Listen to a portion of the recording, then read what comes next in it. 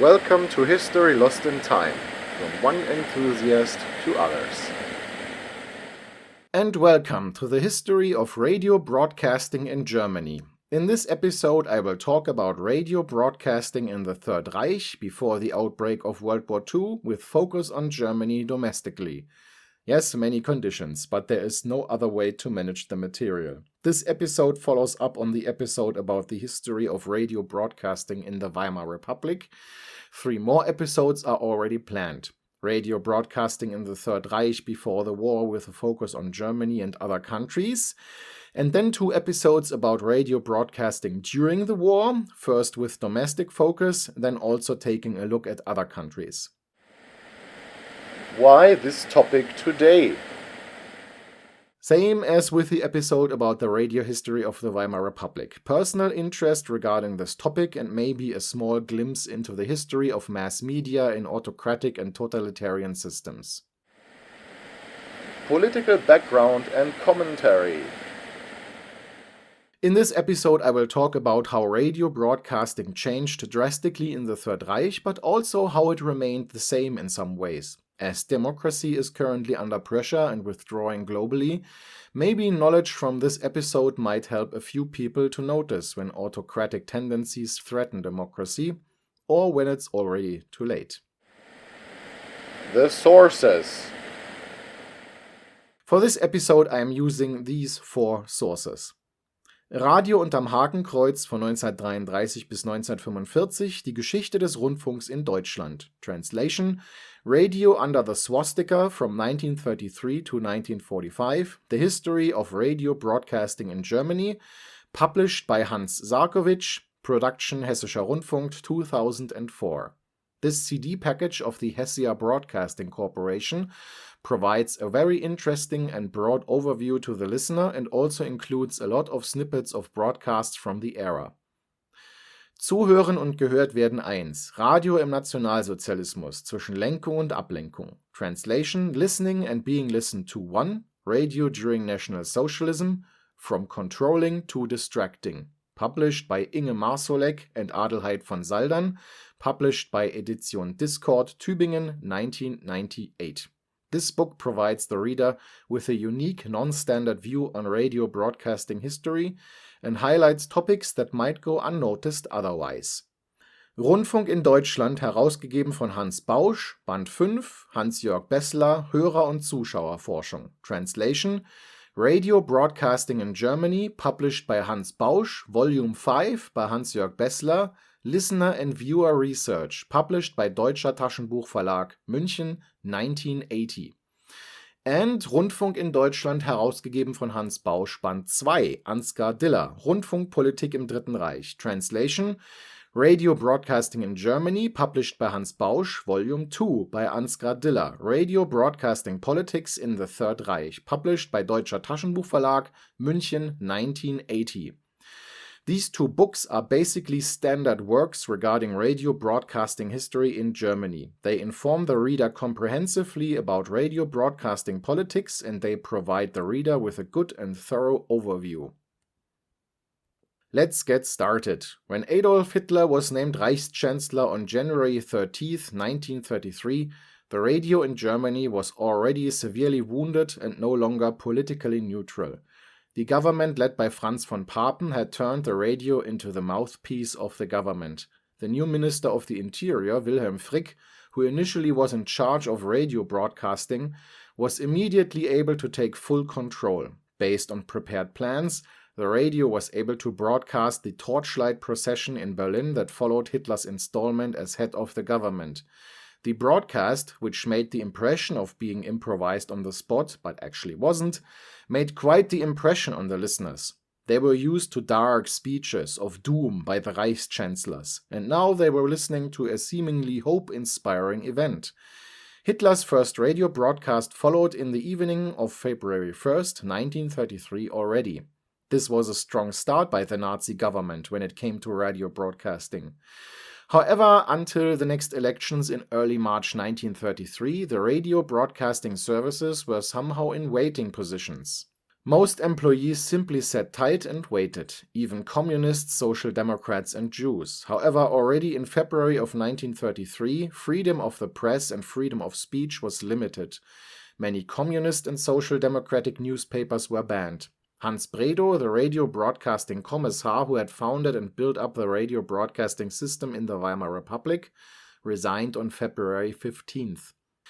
The elections were won by an alliance of the Nazi Party and the right-wing German National People's Party, the DNVP. Following that victory, the Ministry of People's Education and Propaganda was founded.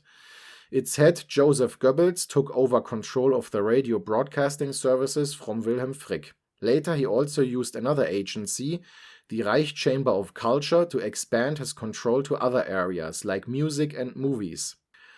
Goebbels first cleaned the radio services from all people that he wanted to get rid of, and that seemed suspicious to him. This cleansing included all radio stations and all associated agencies. Communists, social democrats, and Jews were targeted specifically, but also other people.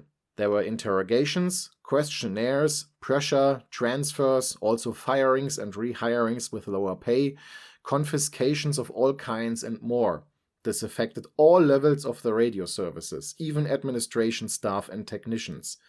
It is difficult to determine numbers, but estimates say that about 40% of the staff was exchanged. All but one of the directors of the radio stations had to resign.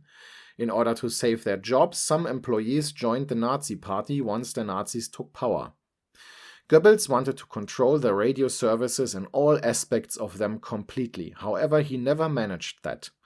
While the Nazi state promoted the leadership principle, the Hitler system actually installed several agencies that had similar tasks, which resulted in wild struggles between them.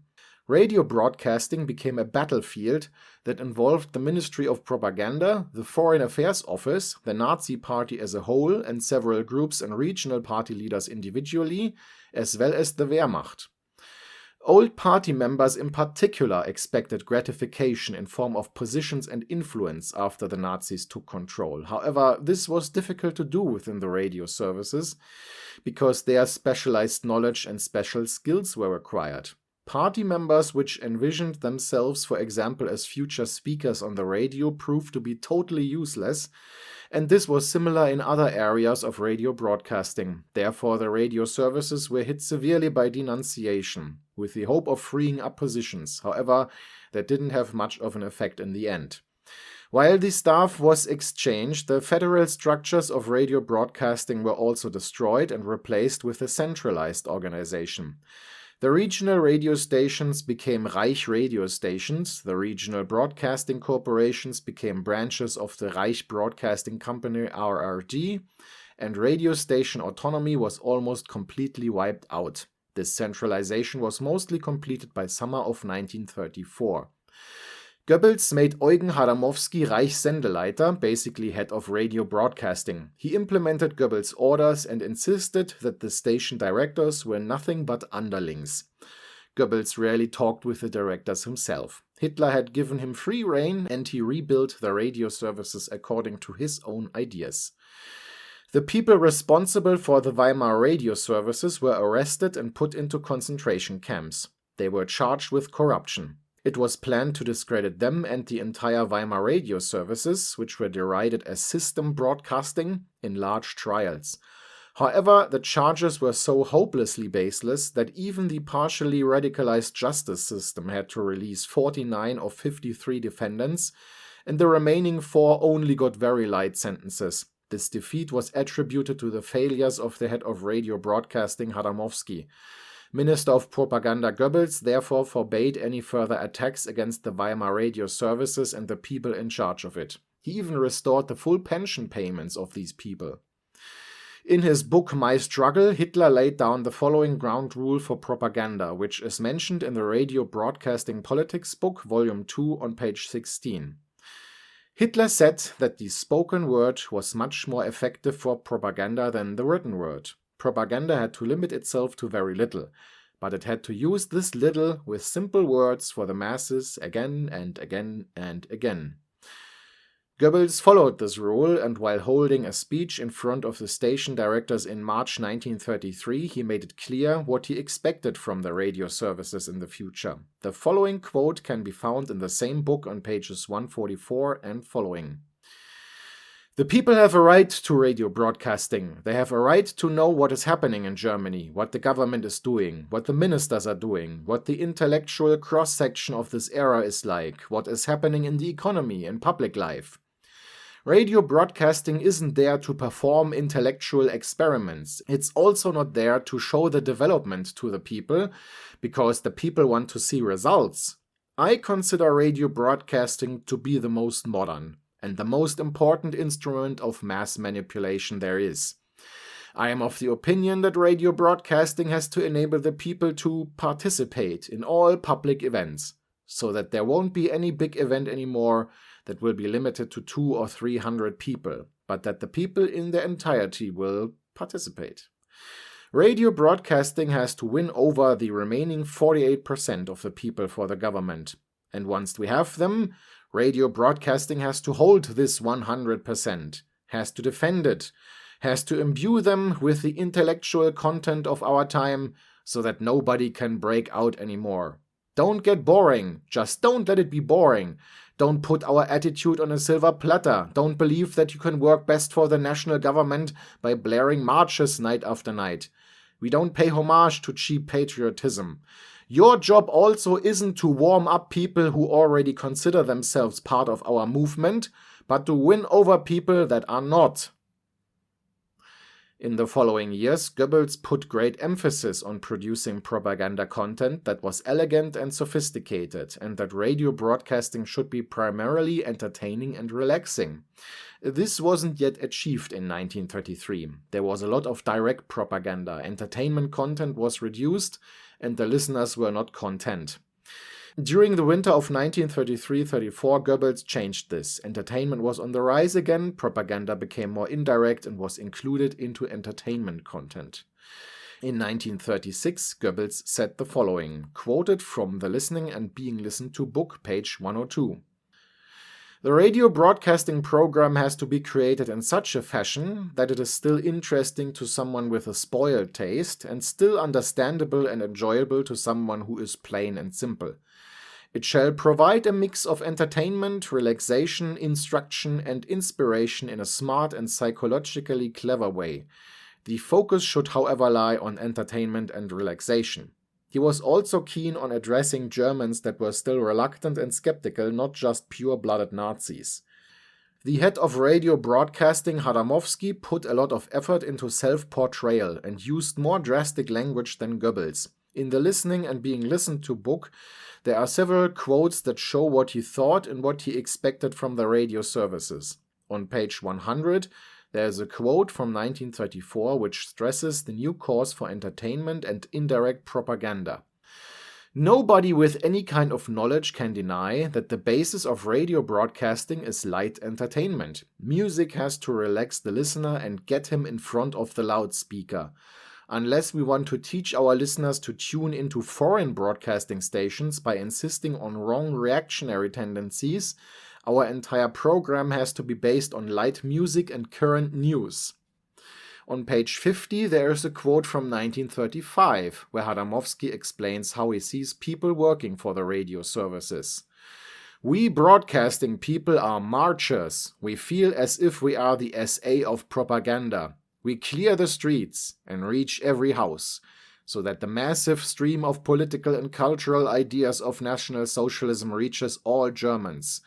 Working for radio broadcasting means working for the party and for the Führer. No matter whether we work within or outside of the radio station buildings, we are a community of warriors serving National Socialism." In 1937, he stressed this especially for the radio speakers. Reich radio director Heinrich Glasmeier said the following in 1938, quoted from the same book, page 72. "Providing the working German people with strength through joy, being the mouthpiece of the Führer, these are the great tasks of radio broadcasting. We men and women in the radio station buildings want to prove ourselves worthy of this task." The goals of the people in charge become crystal clear in these quotes. So how did this influence actual radio programming? Nazi ideas already started slowly influencing radio programming before the Nazis took power. After all, there were people sympathetic to the Nazi cause working within radio broadcasting before 1933. However, radio programming changed drastically after the staff cleansing of 1933. On the surface, things appeared to stay the same. As always, there were news, entertainment music, and the usual programs focused on sports, economy, the youth, children, women, etc. The broadcasting schedule also was familiar. In the Listening and Being Listened to book, there is a broadcasting schedule of the long-wave radio station, the Germany radio station, which could be received in all of Germany. This schedule was more or less stable from 1935 to 1940. Broadcasting started at 0600 in the morning with the Good Morning program, which lasted about 2 hours. It was targeted at a general audience and included news and music. From 0800 to 1300, there was programming specifically targeting women, children, teenagers, and farmers, obviously including music.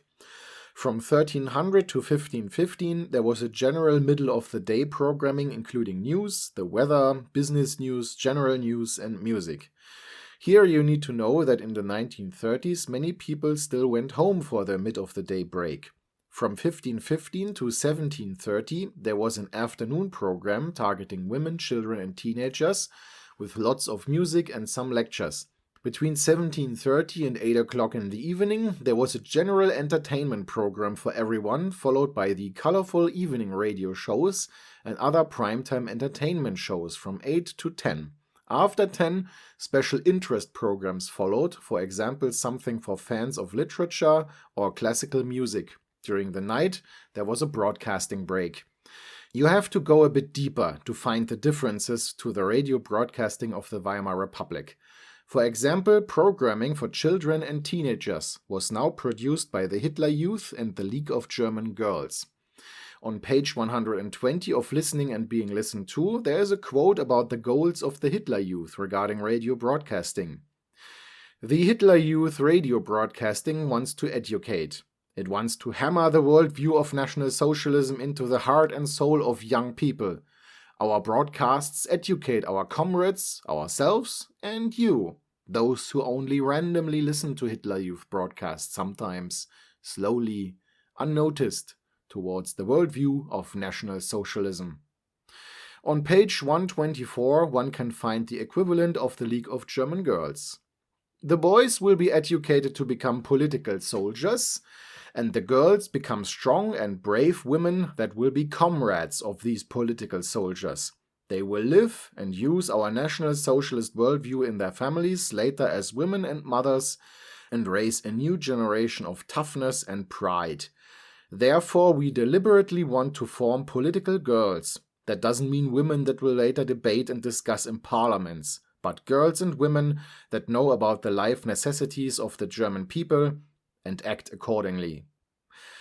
However, youth programs only made up 3 to 4% of the entire radio program. The League of German Girls had to limit itself to 30 minutes per week. The rest was reserved for the male Hitler Youth. The Hitler Youth created a lot of programming regarding racial ideology, sports, crafts, history, biographies of role models, the military, but also news and music. In fields where the Third Reich needed more people, job profiles were introduced on the radio, the hope being that interest was being created so that these gaps could be filled. Radio broadcasting for women was already rather traditional and conservative in the Weimar Republic. On page 106 you can find a quote from 1928. Radio broadcasting for women answers the following questions. How do I raise my child? What should I wear? What should I cook tomorrow? What's the cost of groceries right now? How do I educate myself? What's new? Are there any new things for my home? In the Third Reich, the National Socialist Women's League was in charge of radio programming for women and used it to promote the mother and housewife image of Nazi ideology. Nazi propagandists quickly realized that radio broadcasting allowed them to reach most women, especially those who stayed at home and couldn't be reached by public events on the streets. Therefore, radio programming was styled in such a way that the radio could accompany a person through the entire day, motivating women to listen to the radio as much as possible. There is a very revealing quote on pages 110 and 111 illustrating this. In the morning, when the housewife has prepared her husband for the office and the kids for school, she may participate in the 0800 morning keep fit exercise on the radio. While having breakfast, she makes the plans for the day. The radio is running during that time. A program for women is on. Surely there will be some practical advice, like a new recipe that she has to remember and ideally will try out immediately. Before going shopping, she will listen to today's prices. Once everything she needs is at home, it is time to prepare lunch, peeling potatoes and cleaning the vegetables. Surely this monotonous and mechanical work will be done faster and with more joy if she listens to entertaining music.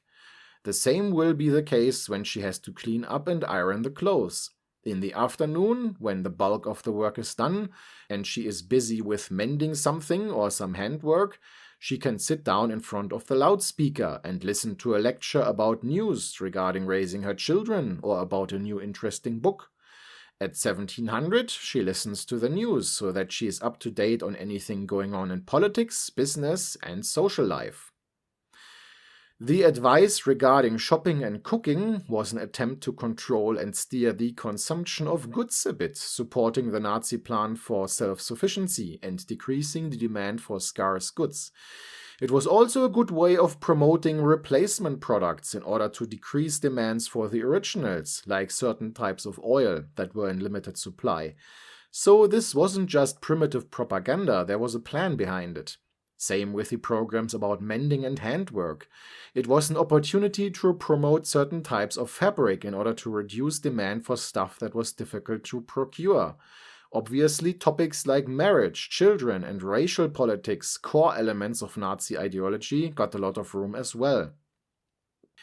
Just as Goebbels had intended, the Nazi radio services allowed Germans to participate even at critical events. In 1933, there were special programs when the Reichstag was burning, during the boycott of Jewish stores, and during the book burnings. In 1934, there was also a special program during the Röhm coup. When Reichspräsident Paul von Hindenburg died in 1934 and Hitler named himself Führer and Reichschancellor, that was obviously also a reason for a special program. There was even a live news report from the Oranienburg concentration camp, even though this massively distorted the reality of this place. But the Germans got the message about this place that the Nazi leadership wanted them to get. Despite all that, entertainment broadcasts, and especially music, were still the dominant part of radio programming. According to a statistic on page 101 from 1935, music was absolutely dominating radio programming, with 61.6%. The next item on that list was news, with 11.8%. In 1937, music even made up 69.3% of all programming. Live broadcasts from sport events were very popular, but nothing was more popular than the colorful evening radio shows, which one can imagine as the precursors of the big Saturday evening TV shows on German TV from the 1960s to 90s. These programs had moderators that guided listeners through the shows. There were skits, music, and a live audience in a studio. Stars from movies and the radio made guest appearances, and the seriality of the shows created recognition and familiarity within the listeners. The top show was the Request Concert for the Wehrmacht, which started in October of 1939. A prequel to that was the Request Concert for the Winter Relief of the German People, which started in January of 1936 and which had a runtime of an impressive 5 hours. Did the listeners like this, though? In polls made in the Weimar Republic, music and news had always been at the top of the lists. The Third Reich, however, like all autocracies and dictatorships, didn't have a free press that could easily make public opinion polls. Mail from listeners to radio stations and radio magazines, as well as the reports from the Reich, which were compiled by the Security Service of the SS, the SD, and which was provided to the Nazi leadership. All these sources show that entertainment music and dance music, as well as news and German lectures, were very popular. A survey among factory workers in 1938-39 revealed that workers listened between 2.5 and 3 hours to the radio per day, and that they preferred the colorful evening shows. Radio broadcasting censorship hit Jewish musicians and German emigrants. Goebbels also wanted to ban jazz completely, however he never managed to do that completely. This type of music was simply too popular, especially among soldiers, so it was renamed rhythmic dance music and broadcast in limited fashion. Listening to the radio was never just a voluntary thing, though. It was often mandatory. Schools and businesses had their own radios, and when important events were broadcast, like Hitler speeches, work was interrupted so that everyone could listen, and in the end also had to listen. Even at home it was risky to turn off the radio when Hitler spoke. After all, a Nazi neighbor could later report you to the authorities, making life fairly difficult for the affected family. The Wehrmacht tried to paint a very positive image of itself on the radio. Cooperative work with the Hitler Youth resulted in special programs that tried to raise the interest, especially with young people. Propaganda Minister Goebbels had no problem with that. But when the Wehrmacht tried to establish its own propaganda companies in 1938, which were supposed to report directly from maneuvers and combat missions, and which were under the command of the Wehrmacht, he was furious, but in the end he had to accept this. These companies had their first mission during the crisis of autumn 1938 when the Sudetenland joined Germany. Just like in Weimar times, increasing the number of listeners was still a challenge, and here we have to talk about the Volksempfänger, the people's radio receiver.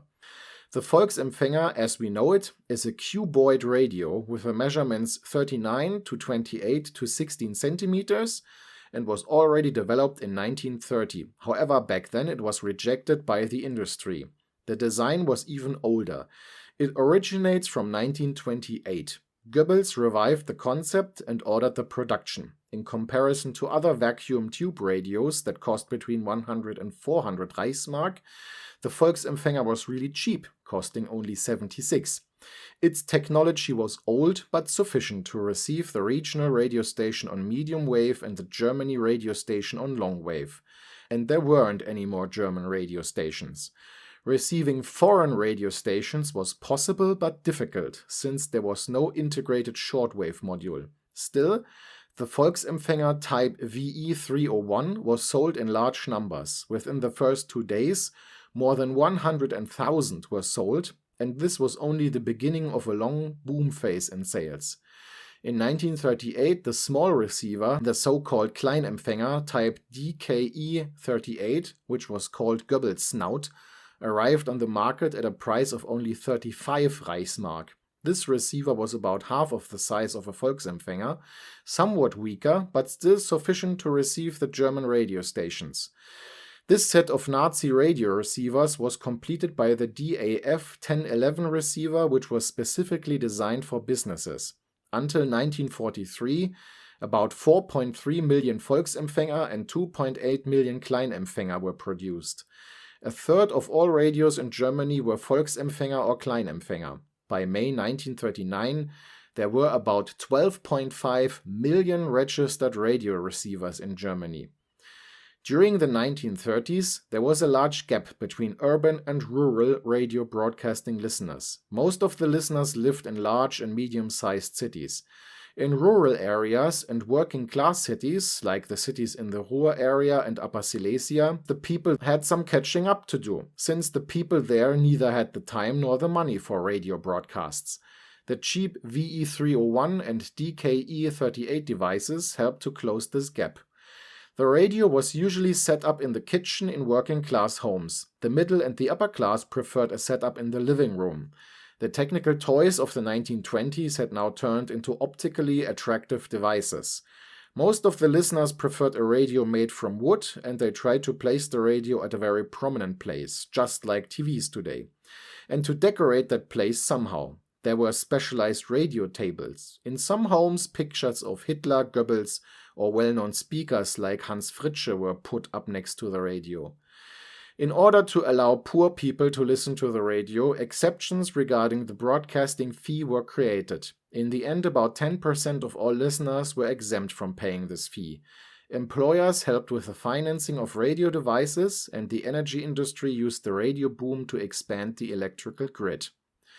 Finally, I think I should say a few words about TV broadcasting in the Third Reich. The Weimar Republic had already started experiments with TV broadcasting in the late 1920s. The Third Reich started its first TV broadcasting station called Paul Nipkow in April 1935. It ran newsreels and movies. Broadcasting was limited to a few hours in the evening on a few days a week. Reception was possible in so-called TV rooms, which you can imagine as small movie theaters. While in theory you could buy a TV for your home, they were so expensive that barely anyone could afford them. There was a prototype TV Volksempfänger with a price tag of 650 Reichsmark finished before the outbreak of the war. However, the start of the war prevented its large-scale production. The war also stopped the expansion of TV broadcasting entirely, which had been planned for the early 1940s. Therefore, TV broadcasting from 1935 to 1944 was limited to the Berlin area, where TV reception was possible on the FM band. During the Olympic Games of 1936, about 100,000 to 150,000 people in Berlin and Potsdam made use of the TV rooms to watch the games. However, at the same time, only 200 to 250 TVs existed in private homes. TV would only become widespread after the war. Finishing words. Radio broadcasting in the Third Reich shows similarities in the programming structure and entertainment content, but also significant changes when it comes to its organizational structures, abandoning a federal structure in favor of a centralized structure. On top of that, political neutrality was abandoned in favor of Nazi ideology. Propaganda first appeared in a direct and blunt way, changing to a more subtle and elegant way in 1934. In contrast to democratic politicians, Goebbels quickly understood the importance of mass media and promoted its usage and expansion in the service of Nazi ideology. Before World War II, he was very successful with that, both domestically and abroad, which I will discuss in the next episode. Radio broadcasting only got problems during the war when difficulties were whitewashed, which caused German radio broadcasts to lose credibility. It is important for us today to understand how the formerly neutral radio broadcasts were transformed into a pillar of the Nazi regime. A mass exchange of staff, a shift in priorities, abandoning skill in favor of loyalty, as well as the end of pluralism and a shift towards uniformity regarding the programming marked the beginning of Nazi radio broadcasting. Before, there was content representing the political center, the democratic right, and the democratic left, but now there was just Nazi content remaining. In the next episode regarding radio broadcasting in Germany, I will focus on other countries, the interaction of radio broadcasting services of certain countries, and the usage of radio broadcasts during key events like when the Saar area joined Germany, when the Rhineland was militarized, or when Austria and the Sudetenland joined Germany. I will also discuss the German broadcasts that were targeted at other countries. Thank you for your interest.